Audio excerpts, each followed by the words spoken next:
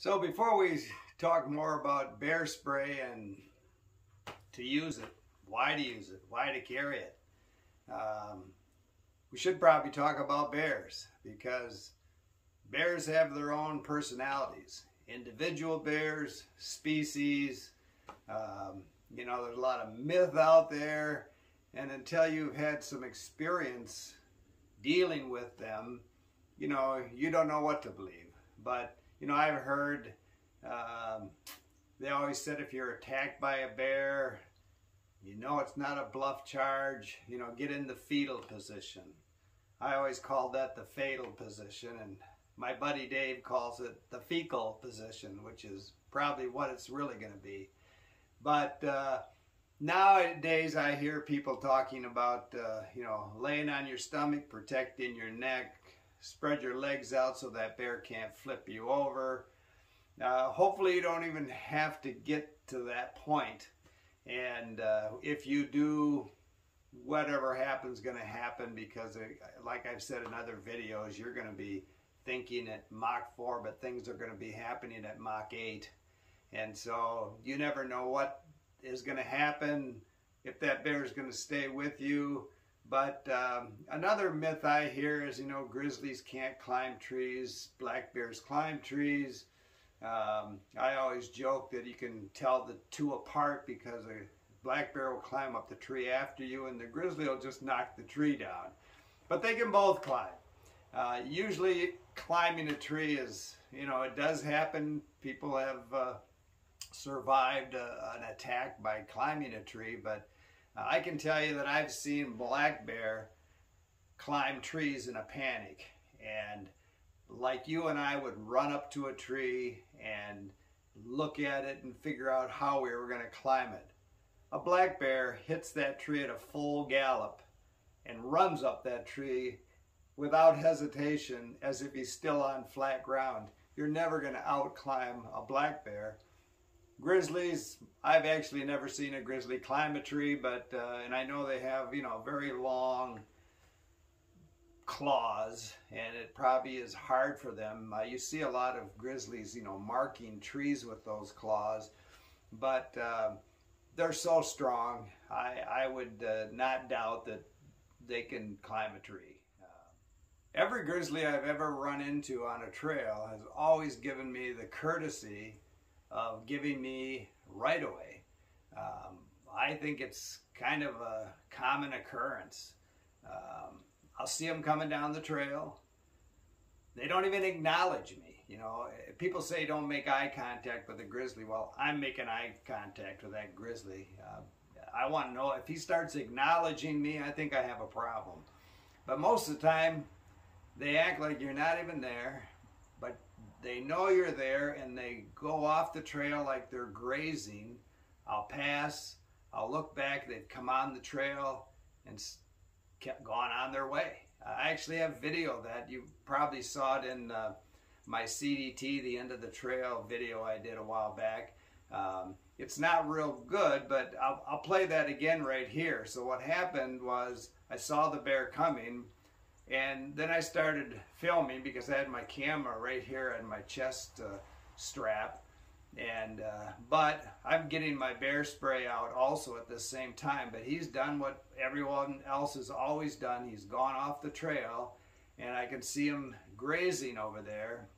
And I'm filming him, and just as he starts to stand up and sniff me and get a better look at me, you see the camera go blank, because now I'm not worried about getting a shot. I'm just worried about backing off and not irritating a bear.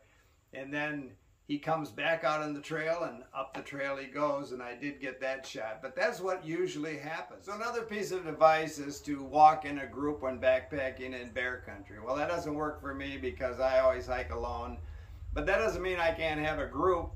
Bear doesn't know that. So one year coming out of Two Medicine in Glacier, I've just been to the backcountry office, talked to the ranger for a half hour, got my permit. He never mentioned these two characters to me that I met just an hour up the trail before I got to Old Man Campground. I came over a rise, and here's a brown black bear. which at first I thought was a grizzly. So I back down, I do all my usual vocalizations. Hey bear, coming through. Come back over the rise, he's still sitting there waiting for me. And so I come back down and I figure I better have a group, and why not some celebrities? So Prince, Madonna, get the lead out, come on, we got to make it to camp tonight. Anyway, I come up, that didn't work. He's still sitting there, and it's not that I don't respect black bears, but I've had a lot of dealings with them over the years, so I'm not quite as afraid. I kind of know their personalities a little bit more, and I take a chance and I just walk around him. 20 feet later, I run into his buddy, a black bear. And what the ranger failed to tell me was that these two had been ripping tents and backpacks apart all summer at Old Man Campground.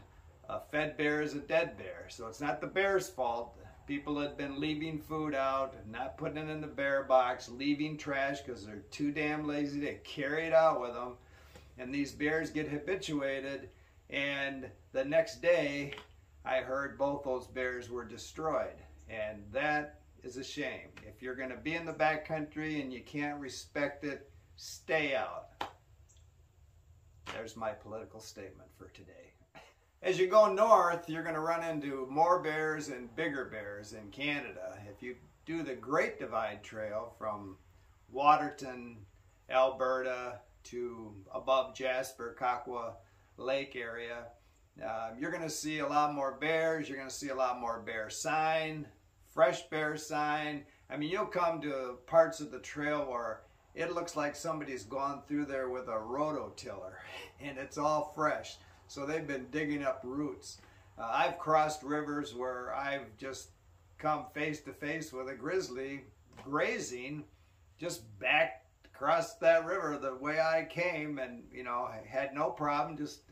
I just route myself around them. And again, the most aggressive bear encounter I've ever had, grizzly encounter, was on the Great Divide Trail at a place called Dutch Creek. So in Canada, you know, the U.S. has a national forest. They have crown land and a lot of clear cutting. And I was in a place called Dutch Creek, which was crown land. Did everything right. There was a river or creek there. I had my food hung across the river. Had nothing in my tent that smelled. I never eat where I sleep unless I'm in some place like Glacier where you have to, and they have designated eating areas. But I'd eaten, you know, 5 in the afternoon. This was close to 10 at night when I went to bed. And when I wake up in the morning, you know, I've got my Hillyberg tent, so it's got the fly open at the vestibule, and it's just, you know, bug screen between me and the outdoors. And what woke me up in the morning was a bear outside my tent, and this is a big boy and bigger than my tent, and all I see is fur going back and forth in front of my vestibule, and I can see that the hair's up on the back of his neck. He's snorting, he's swinging his head, all bad signs, and I just want him to know I'm in there. You know, I get my bear spray, I take the safety off, I cough, I clear my throat, I do everything. I know he knows I'm in there, and for some reason he's irritated, but you know, I'm on full alert at this point. And so anyway, I decided to sing to him, and you're gonna think I'm making this up, but it worked better than bear spray. I sang to him, "I'm in the mood for love." Up the trail he went. I never saw him again. He thought, man, this guy not only smells bad, he's horny. So let's get back to talking about bear spray and why you should carry it. First of all, this stuff is 3 times as potent as your self-defense little mace canisters you carry. Volume and potency of the material in it. It's kind of an oil-based cayenne pepper, really designed to burn senses and skin, and you want to be real careful with it. I mean, it's you know, if you've never used it, you don't want to be upwind. So the first time I saw a ranger with it after my Yellowstone encounter, and they kind of convinced me to carry it, I'm in Glacier and I run into a newly minted ranger on a Sunday on the trail with a group doing a ranger talk, And I see it on her holster. They're having a break, and I asked her, I said, have you ever used this stuff? And she said no, and I said, do you know anybody who has? I have to be convinced of everything. And so she said, yeah, I have a colleague down in Yellowstone that was charged at Broad Creek by a grizzly. Unfortunately, the wind was blowing, and he shot the bear spray into the wind, blew back in his face, and he couldn't see. He drops down to the creek, he's splashing water in his face, and when he can finally see, next to him is that bear splashing water in his face. So I thought, no, okay, you know, ranger story, but a good one. Anyway, this stuff, again, I've sprayed myself, so you know I'm a believer now. But if you're not a believer, let me tell you another story. I'm in a concessionaire's store in Glacier, and they have huckleberry ice cream. And I'm addicted to huckleberry ice cream. And so I go over to get some. My wife and I start to go in, and the manager has the place closed off, and the store is vacant. And he said that somebody, you know, took the safety off one of their bear sprays on the shelf and just tapped it, you know, like for a second, and it came out, and it shut the whole store down. I said, you can't go in there. He said, until it airs out, you won't be able to go in there. And I said, well, I need my huckleberry ice cream, so I'll just hold my breath, thank you. And I go in, and I didn't get my ice cream. I had to come out, you know, just walking over to the machine in this huge store with one little burst of this. My eyes are just burning. So this is powerful stuff. And, you know, again, I'll show you in a video how it sprays, how it goes out, how much is in this. They say it has a shelf life. I don't know, but it's probably good marketing. But every couple of years, I blast them off. And when I'm in Glacier, I usually get, even though these things are like 50 bucks, I get free ones because I run into so many people who fly, can't get it through TSA, and so they just give it to me. And same thing with little gas canisters. When I carried those, they'd give me that because they can't fly with it. You can ship this stuff. Later in this, I'll tell you how to ship this stuff legally. But you can't fly with it, and so if you're out in those areas, you'll find people that will give it to you. And sometimes the backcountry office has cans around that they'll give to you. But otherwise, there's a $50 bill right there.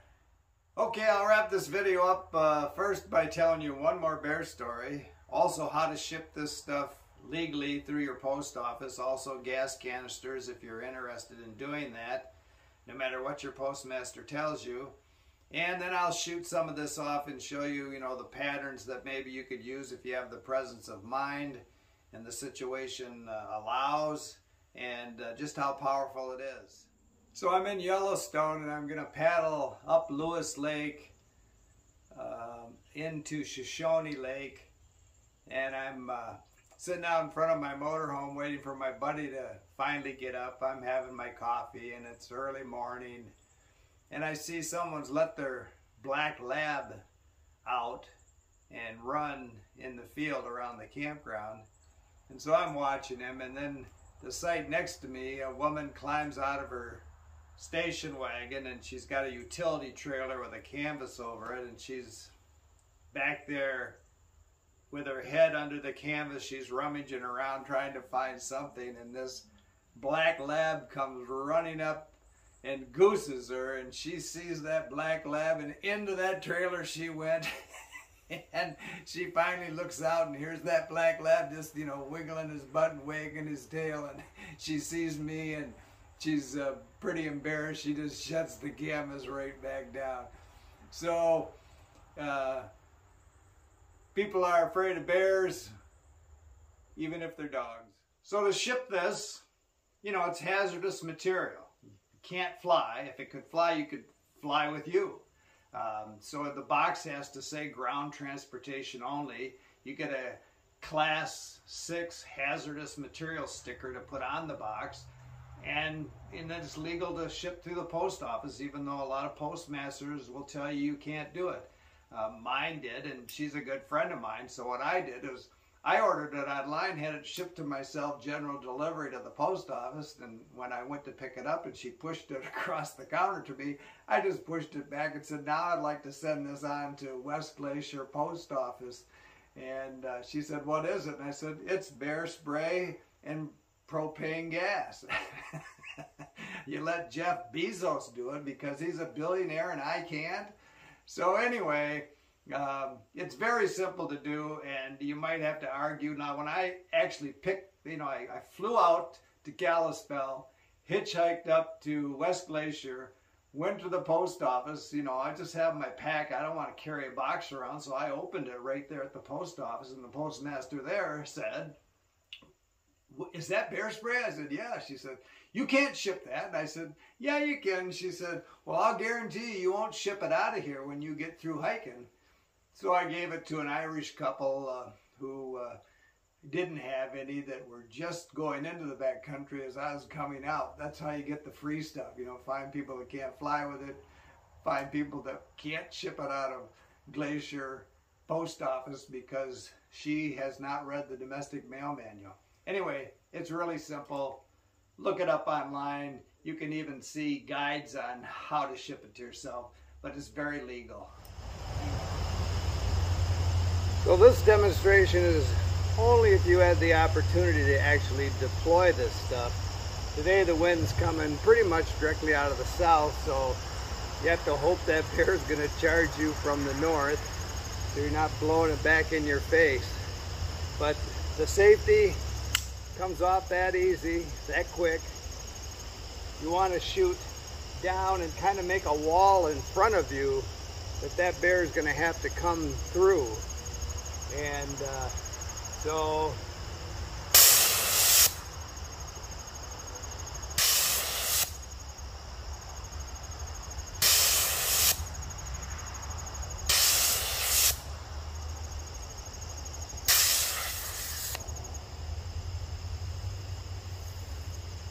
that's all you get. Keep smiling.